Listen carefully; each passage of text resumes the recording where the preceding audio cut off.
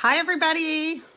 Happy Facebooking. Hi, my Facebook friends. How are you? It is 6 p.m. Thursday night, and I'm going live. Let's put on some lights. Oh, okay. There we go. How are y'all? It's been a long day. My voice is a bit scratchy, so I'm going to be trying to drink a lot of water in between. Hi, Mary, I missed you today. I was supposed to go to a meeting today, and I had so much work to do at my other office at my counseling center that I wasn't able to make it, and I missed Mary, my magnificent program manager who's watching. Thanks, Mary.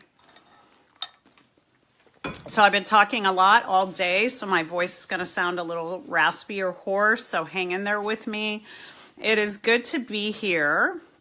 I have been thinking about this live all day today.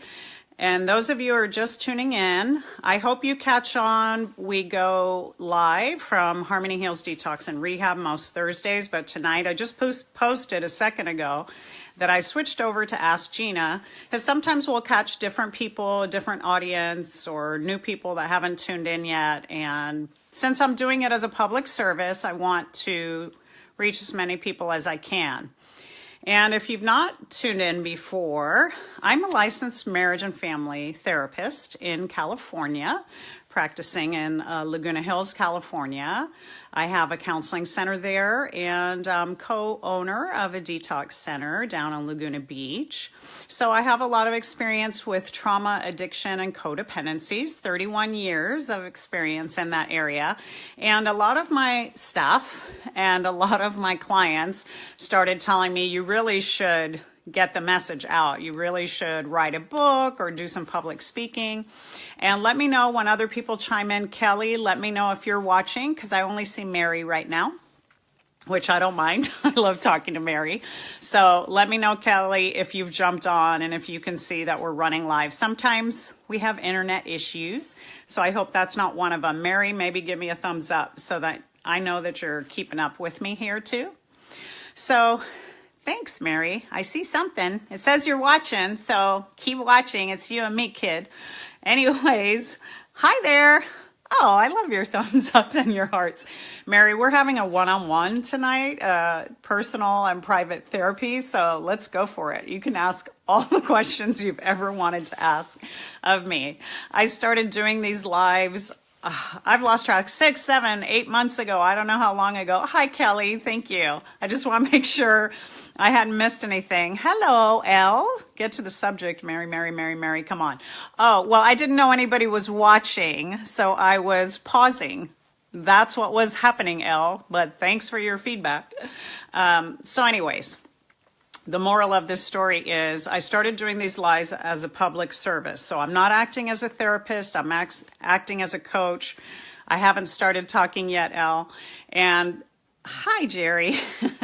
What I'm doing is hi, Lynn. How are you? Happy Thursday. What I'm doing is a public service. So I'm going to be coaching, educating, guiding, giving tips for personal growth in your life. If you've never talked to a therapist or a counselor, I'm trying to educate and show you what it might be like and how you could really get help from just having someone who doesn't know you, who's an outside person, kind of look into your story, look into your soul, look into your trauma and your wounds, and give you some advice and some guidance. So right now I'm kind of acting like an educator and a coach. I'm not a therapist. And if there's more serious issues that come up, I want you to call a therapist. Got this, badass. Thank you, Madeline. I want you to call someone in your area who's a counselor. Kelly will pin our 800 number at the bottom. We're not all over the place. Yes, I'm American. Thank you. So I'm here in the United States, in California, I said earlier, but we have an 800 number. You call us. We try to get resources wherever. I had a gentleman from South Africa that asked last week, and I happened to have a friend who used to work there, so I was able to get him resources, but I don't always have the resources, but I am willing to look and investigate to help you in whatever area you're at to the best of my ability, okay? So tonight we're talking about behaviors and emotions. So how you behave dictates how you feel. So when you have a sassy attitude and you're frustrated and you're irritated and you come at people, that affects your mood. It affects how you feel about yourself. Hi, Sandra. Hi, Kenny. If you're all new, let me know. Some of the names are very familiar. I've been seeing you for weeks, and we've started to build a rapport with each other, and some of you are new to me, but this is a public service, okay? I am from North Africa too, Algeria. Nice to meet you. Well, very nice to meet you. Thank you for being a gentleman. So listen, how you act has a lot to do with how you feel, okay? Hi, Dinai. I know I'm not pronouncing that right. I will always try my very best. And Juan here, hello. Everybody say hello to each other. I'm trying to build mutual respect, support, and love by giving guidance, experience, strength, and hope in these conversations that I have with you. But you all need to support each other and love each other too, and be respectful of people's differences and opinions. If you don't want your comments read, I don't catch all of them, but I do read them, and it is live, and I don't know how many people are watching. So if you don't want the whole everybody knowing your business, don't comment. Just say, hey, hi, hello, Bree, and hello, Kenny. But if you comment and you tell me your story, I'm probably going to talk about it, all right? Hi, Lori. Say hi to everybody. Cool. I love that. Your behavior has a lot to do with how you feel, and you got to think about it. If you wake up in the morning and you just woke up, as they say, on the wrong side of the bed, for whatever reason, you didn't sleep good, you're tired, you roll out of bed, you stub your toe on the corner of the bed, and you hit your elbow going into the door in the bathroom, you start to get an attitude. Start to get an attitude of irritation or being annoyed, maybe being a little sad. Maybe you have a lot of trouble that you've been trying to sort out. A lot of feelings that you had through the night that didn't let you sleep. Maybe you're going through some major life issues or life changes, a divorce, a separation, someone's dying, you have a physical illness, abuse, or addiction. There's so much stuff. Hi, Thomas and Amid. I'm in California, United States, Los Angeles, California, and actually in Orange County. Hi, Deborah and Kenny and Ravi. I'll try to catch you all. Listen, how you act dictates how you feel, and how you feel might dictate how you act too. When you get in a bad mood, it affects everybody around you, especially yourself. When you start walking through your day saying, I am never going to feel better about this situation, I'm really ticked off, I'm really frustrated, I'm really mad at that person for what they did, and you keep talking about it, and you keep acting with anger and disrespect around you, it starts to build a negative, hurtful, angry mood, and you start to feel bad, and you feel bad about yourself. You might not be willing to admit it, but you feel bad about yourself. You're like, what's wrong with me? Why am I being so, why am I so cranky? Why am I so irritable? Why am I so moody? Because the way you're acting has a lot to do with fueling that negative energy in your mind. Hey, watching from Miami, you go. That's my hometown. It is. Hi, Tiffany. How are you? It's so nice to see you. I'm Marcella.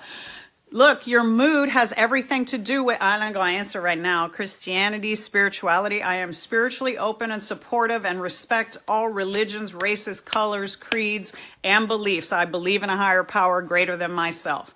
So when you have a negative, angry mood, and you start behaving towards the people around you like you don't care, like you're frustrated, like they're the worst thing that ever happened to you, that's what you're going to get back. You're going to get back, hi Tiffany, I love you too, what you put out.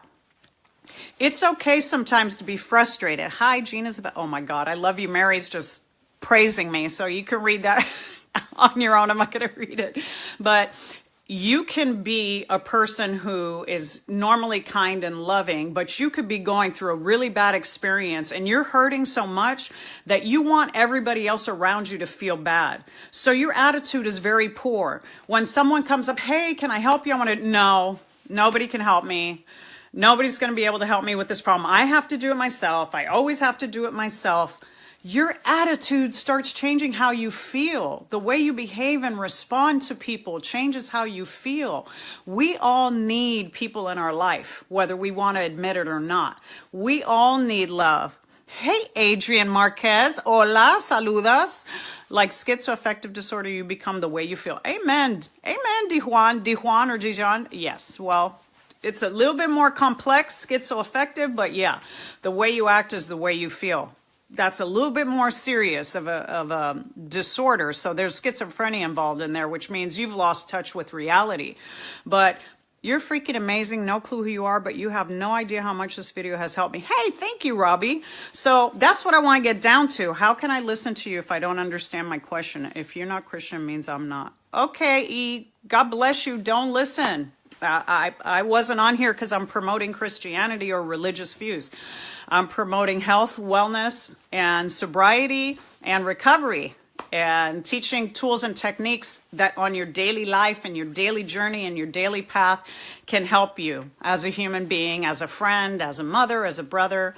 So one thing is to have an open mind. So when you don't have an open mind, you close yourself off to the possibility of change by saying, I'm not going to listen to you because you're this or you're that, or you have the wrong color hair, or you're the wrong religion, or you're unattractive. You're limiting what information might be coming to you, because this might be divine intervention. I might have showed up on your Facebook screen because you needed to hear something that I'm saying and it resonates in your heart. If it doesn't, that's okay. They have a beautiful saying in the program of Alcoholics Anonymous. Take what you need and leave the rest.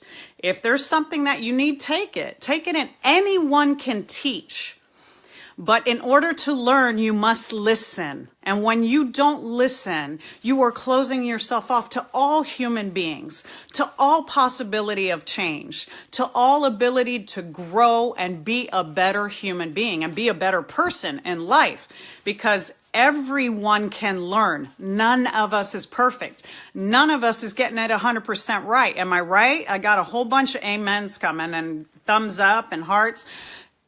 We're all imperfect human beings. I got to learn every day. I get frustrated too. I have issues too. So I listen to people. I go on podcasts, on TV, spiritual books or healing books or counselors, therapists, pastors. Everybody has a lesson. Other addicts and alcoholics in recovery, people who are working a program, people who are in counseling, they have a lot to offer and a lot to teach. So stay open to the possibility of change, or change will never come, okay? So what I'm talking about is that you can control your behavior. When you get frustrated and you're with a coworker, you're working with somebody, or you're in relationship with somebody, and they have some really bad habits, maybe they're rude, maybe no matter what you tell them, they just don't listen. I have a few people watching that I know can relate to that. You keep giving direction to someone. It's your child, it's your husband, it's your coworker, and no matter how many times you tell them, they keep doing it wrong or they keep ignoring your request. That's not fun. That doesn't feel good. It feels like a lot of wasted energy. And part of that is because they're not listening. And part of that is maybe how you're delivering it. Because sometimes we think we mean really, really well, and we want to offer solutions to other people, but we're coming at it from an angry, rude, disrespectful place. Maybe we're being judgmental, or maybe we're being critical, right? So sometimes you're talking to somebody and you're rolling your eyes like, yeah, she really knows what she's talking about. You go to help a coworker and you're like, yeah, you're not supposed to do it that way. Or you look at your husband and you go, oh my God, how many times do I need to tell you how to do this? They're not going to respond to that. It's so rude. It's so disrespectful, and it's so demeaning. Hola, Adrian. Hola, buenas noches. You can't come at people with an attitude like you have it all, you know it all, you're better than all. You've got to come with some humility and grace. If you want someone to learn from you and take something from you, show up from a place of humility and kindness. Everything happens with love, kindness, and compassion. I say those three things all the time. Those are three core values that we all need as human beings, okay? But what I want you to understand and get from this is that your attitude and the way you act makes people either draw towards you or run away from you. So if you wonder, why can't I get close to my spouse or my children, or why am I having trouble with this person at work? Look around and think, how am I acting towards them? It's not always everyone else getting it wrong. Guys, sometimes we're the ones that are getting it wrong, and we got to check ourselves. Tell me if you relate to that. I'm going to try to scroll back and see some of these comments. You guys were going. How if that thing is sadden you? I found you on a Christian group. I'm sorry, E, but there's lots of recovery groups that also have Christian values, and that's great. So I believe in a power greater than myself. And we're all open to love and respect and kindness, okay? And this is kind of a chat about some counseling, some mental health. SAMHSA has helped me in the 8 dimensions of wellness. Beautiful, wonderful. The world is not black and white. There are shades of gray. Amen to that. Who said that? Amen to that. God bless ya. We love ya. Hi, Gerard. Asia and Kenny and E and Deborah. Exactly. Okay, so if you want to know how to change your mood, start by changing your behavior. If you wake up in the morning and you're in a bad mood and you're ticked off at the world and you think everybody's out to get me and after me, that's how your day's going to go. The rest of your day is going to feel like you're being persecuted, like you're being chased down like a dog, and the world is just coming to get you and whip you. We have real problems. We have real issues. We have real hurts, and we have real concerns, and we have to carry those throughout our day and still be a mother, a father, a boss, a worker, a co-worker, a friend, a lover, a teacher. Like, we have to drag this stuff with us, so we got to find a way to balance it. Sylvia is sharing something good. I'm a good person. I have been married for 50 years. During this time, my husband is controlling, abusive, and had many indiscretions. I kept forgiving over and over. I thought it was behind me, but last night I exploded. Yes, oh my God, I can imagine. I miss my son, but he has been out of our lives for 2 years because of yet again something horrible my husband did. I have cried for 2 days and can't try this anymore. I've reached my limit. I thought I forgave him, but all the hurt comes rushing back. Oh my God, you guys, send like massive doses of love to Sylvia right now. Sylvia, honey, no one deserves to be disrespected, and no one for any reason deserves to be disrespected. And a spouse and a husband and a partner and a wife especially make a vow and a commitment to love, honor, respect, and cherish no matter what, in sickness and in health. He has issues. Abuse is never okay. And you need to dig way deep and figure out where you learned that that was okay, and you put up with all the years that you put up, and maybe today is the last day and you hit your limit because you took enough. You've already taken in enough. You don't deserve, no one watching deserves, I don't deserve to be abused. Because abuse is a sign of emotional immaturity. Abuse is a sign of an illness. Abuse is a sign that I am out of control and I need help. Not the person I'm abusing is wrong. And when people say, I have to get angry or you made me mad, no one can make you mad. You choose how you feel and you decide how you want to communicate that feeling. And it's okay. Sometimes we're mad at people. That's all right. If you get mad, but to be abusive, loud, angry, name-calling, no, not okay, not acceptable, not allowed, and you have to set that boundary for yourself. When we stay with people that are abusive, they think it's okay. Over time, they learn you're going to take anything I dish out, so I'm going to keep dishing it out. Y'all, don't allow this. Thank you, Lynn, for saying you love the subject. I'm on point. Don't allow this. Your behavior of acceptance, your behavior of ignoring the abuse sets the tone that says, well, I guess it's okay to abuse you because you're allowing it. No, you're frightened, you're scared, maybe you don't have support, maybe you're afraid to leave, you feel financially trapped, emotionally trapped, and that's why you stay, and I understand that. But the longer you stay, the more they think it's okay, and the more the behavior escalates. Like you said, multiple indiscretions, yeah, they just get worse and worse and worse because they think, hey, she don't care. She's putting up with it. I'm going to keep dishing it out. Male or female, because females are capable of the same behavior. Hate to tell us all, ladies, but we can get real nasty, ugly, and abusive too. So let's all check ourselves. And crying is okay. Crying is fabulous. Crying is the body's system and relief of letting go. It's teaching us that we don't have to carry pain anymore. It allows us to grieve so that we can move on. It literally heals the body when you cry, okay? So I always say you got to let out your tears and you got to let out your gas. So Holding in your tears is like being constipated emotionally, and you go to the bathroom every day, so it's all right if you need to cry every day. You go, girl. But you ask for help. You get support. You go, if you belong to a church, you go to your church, your local YMCA, you find a women's shelter, you find a counselor, you look for resources for battered women, and you start asking for help. You wrap yourself around people that are going to love you and say, we can help you to stay safe and get out of this situation, because nobody deserves to be in a situation like that. And I hope you all are sending love to Sylvia, because my God, she needs it, and she needs that strength. You are not alone. You are being divinely guided. You know in your heart, we always know when we're getting it wrong. This is a Gina thing. I say it all the time.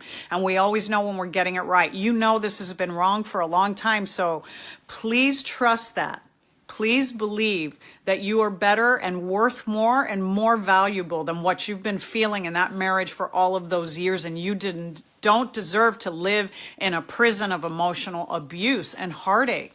You can get through it. And there's people on this live right now that have been where you are and have gotten on the other side of it. And I hope they'll send you messages too. So I had a divorce of a short few years, and it was hell. It was so painful, but I got out because it was abusive. And now I get to have the marriage that I have now and the relationship I have now. So thank you all. I'm going to comment. Oh my God, I got on my high horse. Kenny, do you believe in Santa Claus? Yeah. Why not? It's a power greater than myself too, right?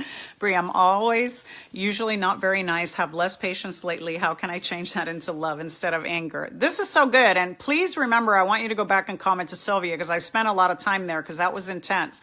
Listen, Brie, and anybody else that's asking about changing behavior, the minute you get angry, that's a signal to yourself that you're getting emotionally out of control, and it's an immature response, okay? So, Vicky, I hope you caught on to what the live was about so far, but we're talking about how to change your behaviors in any relationship, and your behavior dictates how you feel. And if you're not feeling good, you got to change your feelings, right? But you got to change your behavior in order to change your feelings. Okay, in a nutshell. So, Bree, how can you change that? Anger is a signal. It's a signal of an immature response. It's okay that we feel angry, but if our responses to people are often frequently from anger, that's an immaturity in us.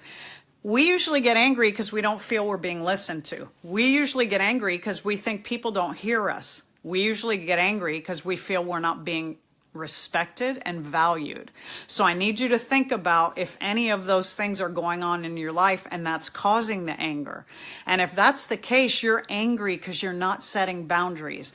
You're not saying to the people in your life, it is not okay to treat me like that. It is not okay that you're not listening to me or respecting me. It is not okay that when I ask you for things, you never follow through. Whatever your struggle is, okay? And sometimes the anger is because you're so disappointed and upset with yourself. You're not meeting your own needs. You're not getting to the place in life that you thought you were going to be, and you're angry about that. You got to talk to somebody about it. You gotta explore that. If you're not living your best life, and I'm not talking about a perfect life, $1 million car, fancy house, fly husband. I'm not talking, that'd be good though, wouldn't it? But I'm not talking about that. I'm talking about you're not living your best life. You're not full of passion and love and purpose in your life, in your work and what you do. Then anger is going to be a part of your story, and you got to figure out how you can change the course of your life. And counseling is a great way to go. Self-help books, spiritual books, learning about being the best you that you can be. And when you need to talk to people, if you talk to them out of anger, they're never going to listen to you. People hate listening to people that are angry. It makes them walk away. I mean, think about it. And some people really, the anger is justified. Like, they'll drive you crazy. Like, there's some people in your life, sometimes it's your kids.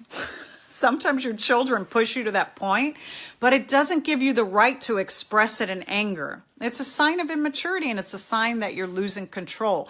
So I want you to work on that. When you feel that or hear that anger, I want you to think, what is it that I'm not saying, or what isn't being heard? How come right now this is the only way I feel I can get heard? And really, what is it that I'm really angry about? Am I really angry that you left your dirty socks on the floor in the bathroom again? Is that what I'm really angry about? Or am I really angry that I've asked you very kindly so many times and you keep ignoring that? And that makes me feel like I don't matter. So look at the behavior. Look at that emotion and then track your behavior and think, truly, what am I really mad about? I'm really mad that you're not listening to me. It's almost always going to go back to that you don't feel listened to, respected, or cared for. Sylvia, please listen to Gina. She'll say, oh, thank you, Lynn. Okay, more comments and questions. I'm going to try to catch up to you. Sylvia, I got love for you, girl. You're a trooper. Amen. Chin up, reach out. Love you, Robbie. Amen. Stay strong. I love it. You guys help each other out. That's the best. Cleanses the soul. Amen. Here, I agree for the first time with you. Crying is good. Oh, well, thank you. Well, I'm so grateful that you agree with me. Anthony Franchetti, I'm listening, but it is a sad subject. Hi, Anthony. Well, in and out. So I don't know what part you jumped in, but we're talking about how you can kind of contain and deal with your own behaviors and how your behaviors can change how you feel. Thank you all for all the help. So Mary, good job, Albert. 11 days sober. It's usually, okay. Bree is usually angry towards my daughter. She doesn't listen. So what you're saying makes sense. Amen. Yep. Thank you, Tiffany. Introspection. Okay, good. So we're all on the same page now. Listen, how do you deal with your anger? First of all, identify it. Acknowledge it. Wow, I'm feeling angry. Then ask yourself that question. What am I angry about? Am I angry that my spouse forgot to pick up dinner? Am I angry that my kid refuses to go to school on time? It's a reality for me. Am I angry that my boss hasn't given me a raise in 5 years? First, check yourself. What are you really angry about? If you listen to that list I just gave you, every single one goes back to someone is not listening to me. If you grew up always being seen and not heard, and when you express feelings, your feelings were ignored, your tendency is going to want to be to get real loud.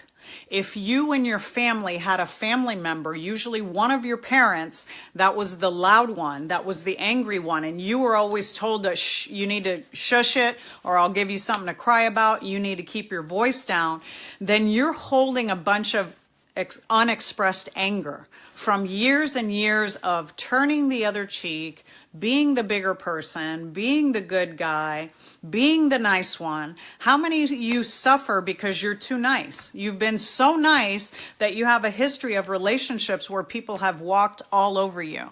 If that's your truth, then I want you to blow me up right now and tell me that, okay? I have a bit of that in my history. I never wanted to upset people. My behavior was controlling myself and my emotions so that you wouldn't be upset. I never wanted to hurt anybody's feelings. Does anybody ever suffer from that? Let me know. Chime in there, text in there, let me know. Truth, right, Tiffany? So Tiffany and I are talking now, Mary. And my behavior dictated how I felt.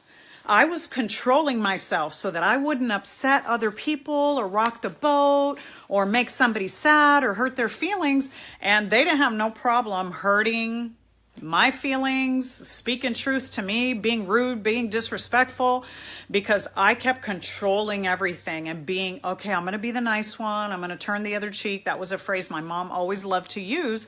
And it became a very negative for me. Turning the other cheek meant I might get slapped, you know, turning the other cheek meant don't say your piece, don't express yourself, and stay silent. And that's like putting a muzzle on your personality and putting a muzzle on your life and putting a muzzle on your soul. Think about it.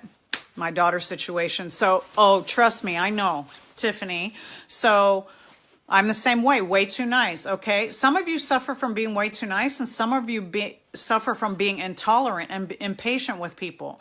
If people aren't as quick and fast as you need them to be, if you don't get that burger as quick as you want, or the waitress doesn't come to your table in 2 seconds, or your children don't snap to attention when you snap your fingers at them, some of you are impatient and tolerant. You know why?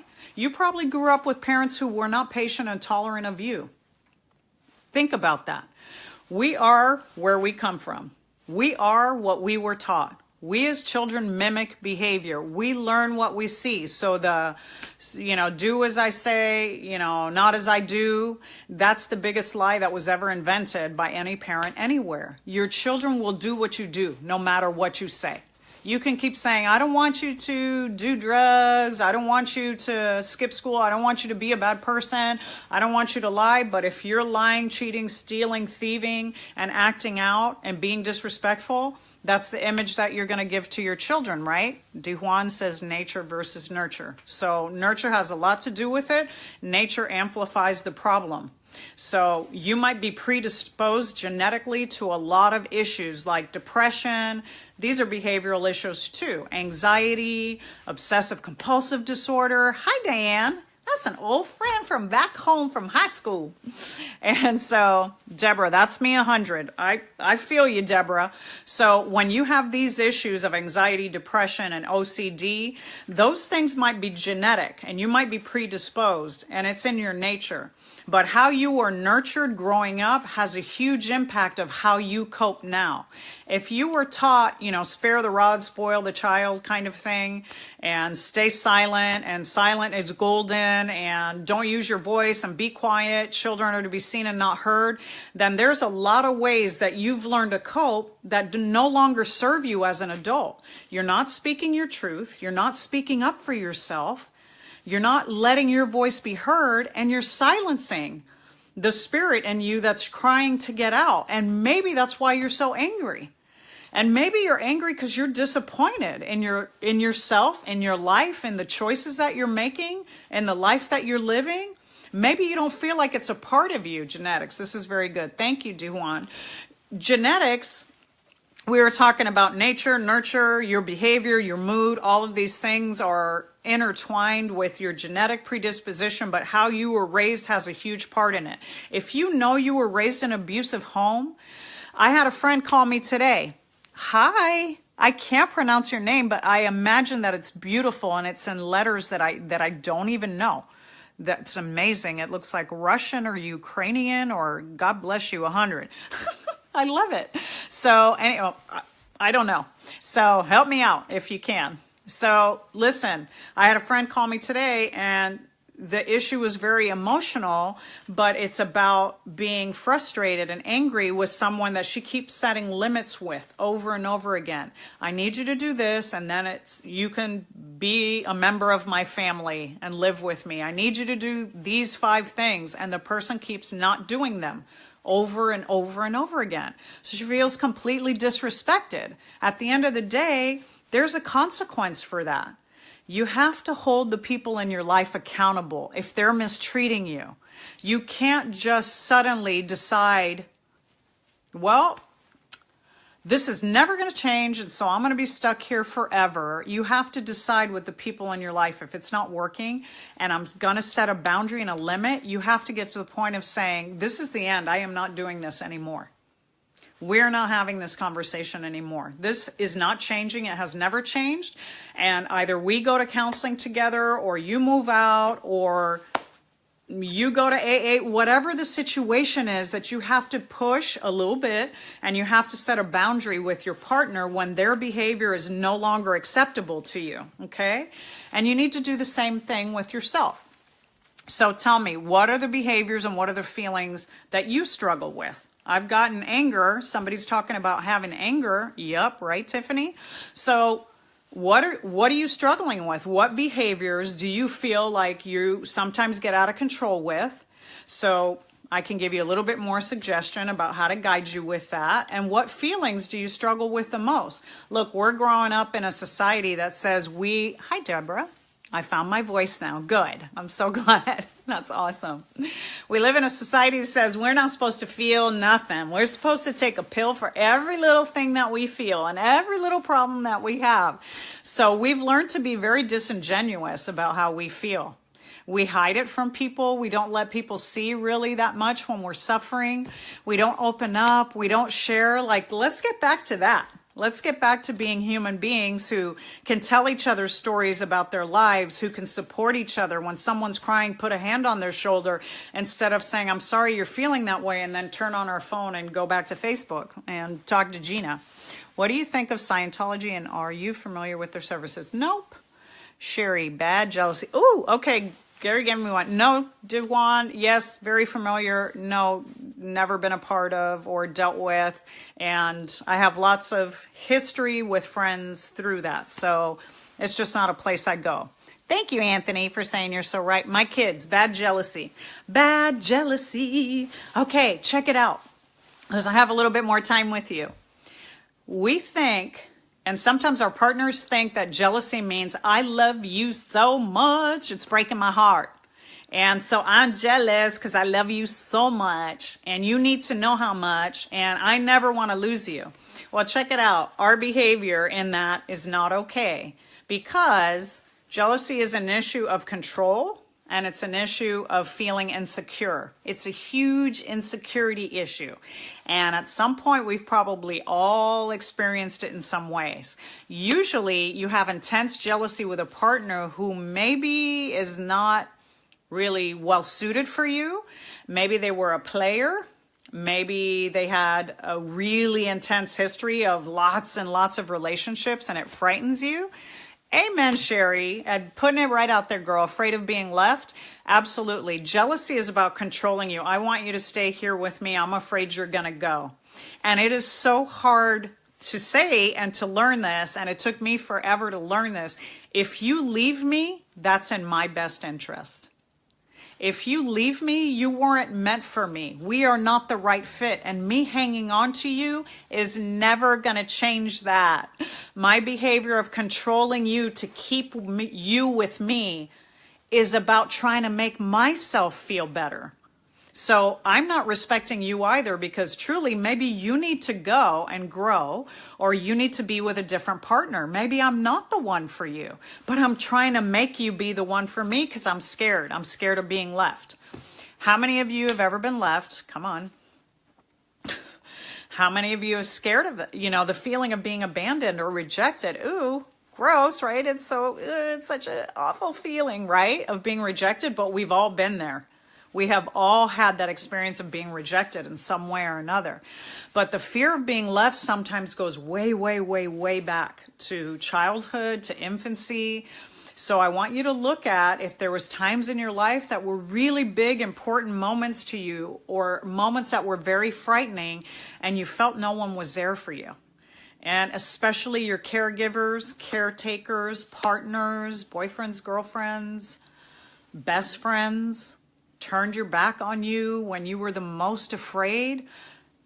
That'll cause a feeling of abandonment, huge abandonment, and that can stay for the rest of your life if you don't ever deal with it and unpack all of those issues. Let go of all those past rejections and unpack every time somebody abandoned you and say, they abandoned me because they didn't know how to stay.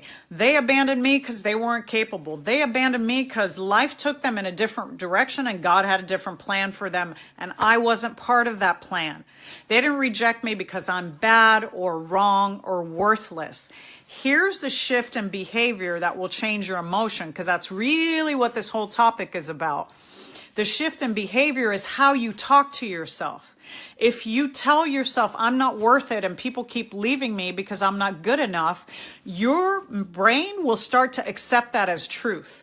And when you believe that's truth, you're going to act that out in every single relationship that you have from now until the end of time. So the first thing you got to do when people leave is say, there was a purpose and a reason higher than myself, divine, coincidental, synchronistic. That person was meant to go on a different path so that my path, my right path, my spiritual path, the integrity of my soul can follow this direction. And as long as that person is in my life, I'm never going to get where I'm supposed to go. Does that make sense to you? So I want you to hear that and understand that. Abandonment is a huge thing for all of us. Most problems come when moral laws are broken and when wish God to bless our mess. Okay, Deshaun. Fornicative relationships. Okay. Not going to disagree with you on that. My dad hit me in my crib very hard when I was 6 months old. Mom never protected me. Started there, I think. Oh, okay. So listen, I have this. There's this great work. It's called Inner Child Work, and you can look it up. And there's books written on it. And Charles Whitfield, John Bradshaw, Healing the Child Within, Healing the Shame That Binds You, Inner Child Work. Go get yourself wherever you have abandoned yourself. Wherever you left yourself behind, go get yourself. Okay? So I'm looking at the clock because I want to make sure I have time to tell you this. So listen, this inner child concept, it's a beautiful thing. Again, it's another way to deal with behavior and emotion. If my behavior is angry, jealous, hurt, I feel abandoned, and it starts to make me feel sad, lonely, rejected, and fearful, I need to turn inward and start to communicate with myself lovingly and remember, this is an old feeling. This came from the crib.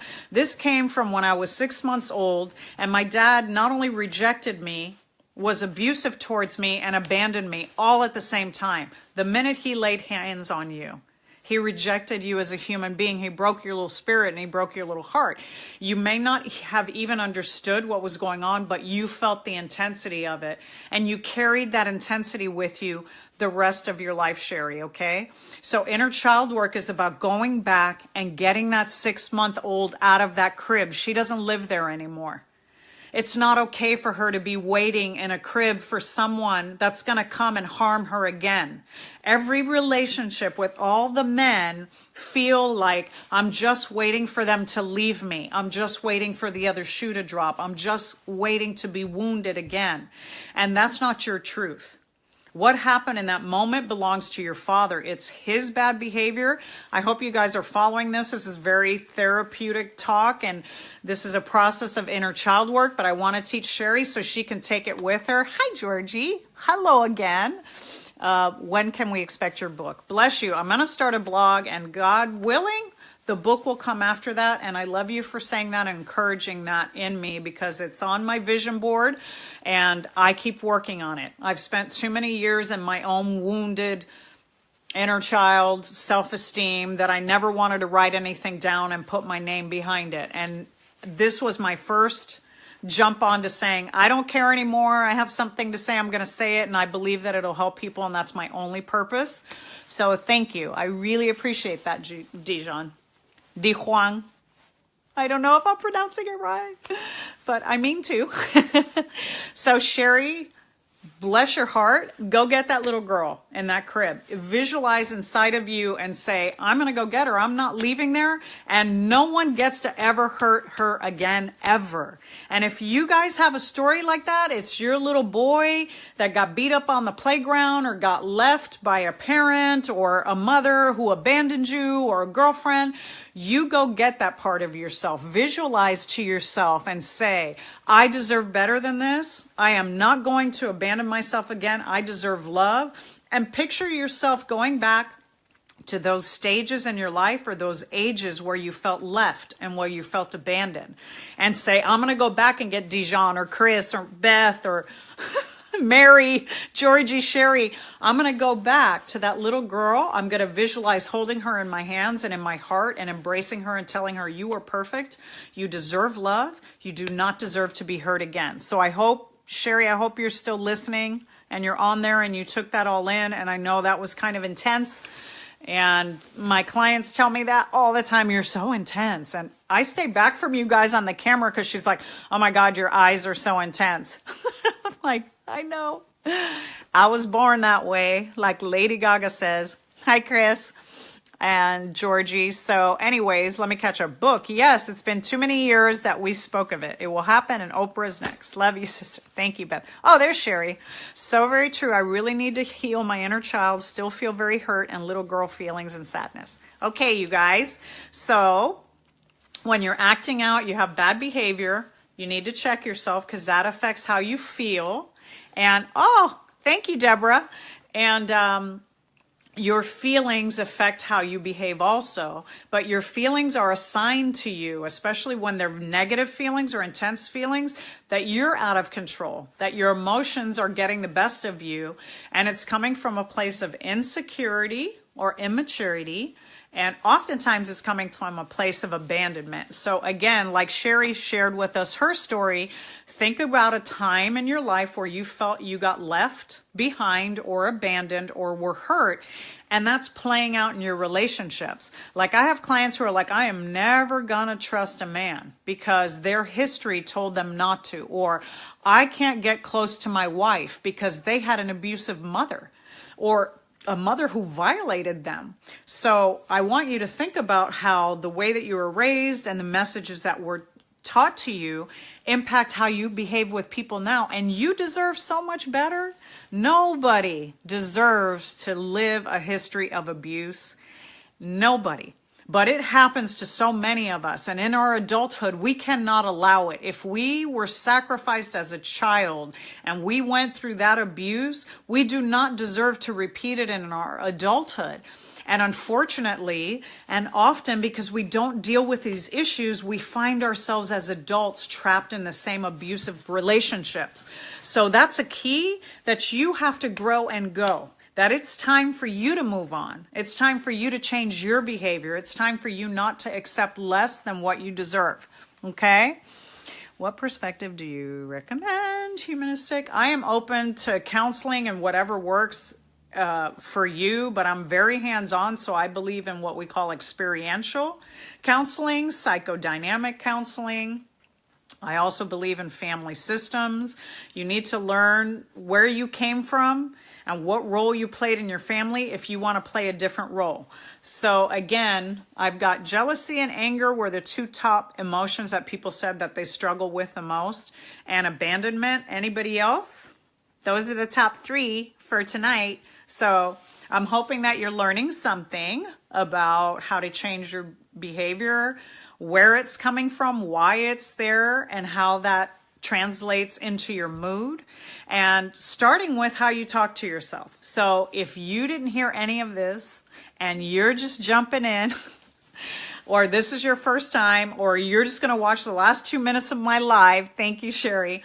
This one, I want you to get how you talk to yourself dictates and changes your behavior and your mood.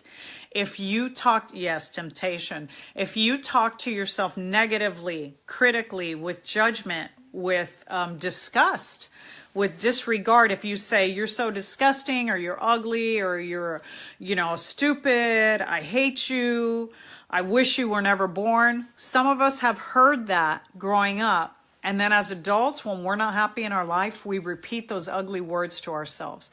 We all were meant to be here. We all had the right to be born. We all were meant to be loved and cherished and nurtured and guided and held and respected.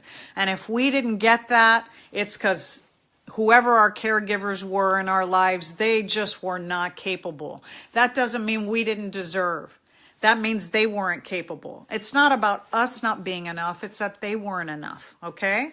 So start to love yourself and be the parent to yourself that you always wanted. If you were blessed with beautiful, ideal, perfect parents who behaved maturely and properly and guided you, then you were a miracle, and you need to embrace that, and you should never treat yourself any less than they treated you. But if you came from a place other than that, you got to work on treating yourself better. Okay? So my message to you tonight is self-love. How you behave affects you and the people around you. If you want love and respect back and compassion, you got to give it out. If you're angry, jealous, you feel abandoned, and you're trying to control the people in your life and make them do what you want, you're never going to get there.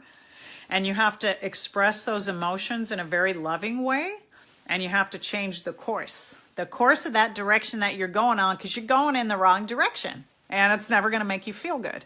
So start with talking to yourself with self-love. Say, I deserve. I believe in myself. I know I can do this different. I don't want to walk around the world feeling angry. I don't want to hate.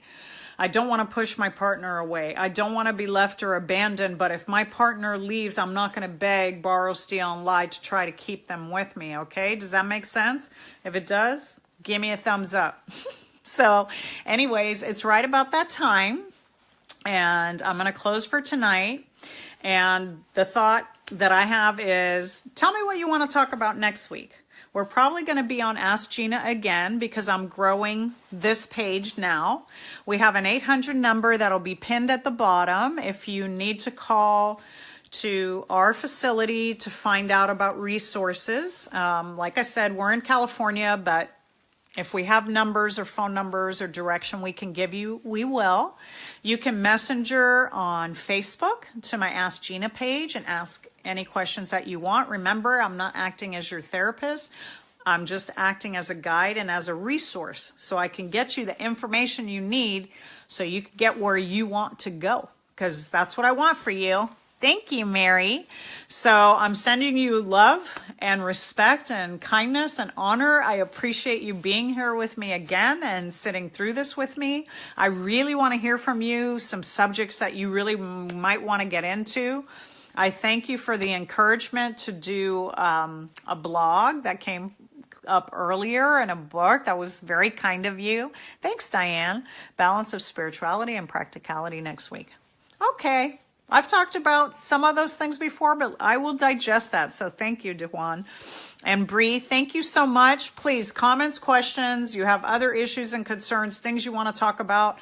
I have a wide range. You can find all my stuff now on YouTube, on Ask Gina page, on Harmony Heals, Detox, and Rehab, and on YouTube under all of those names, Harmony Heals, Detox, Rehab, or Gina Tabrizy. So I wish you nothing but the best and the best life and the best life possible for you. So bless you all and have a wonderful night. Good night. And I'll see you next week, Thursday, 6 p.m. live. Thank you so much. Good night, y'all. How to love yourself. Yes, Sherry. That one's a winner. Good night.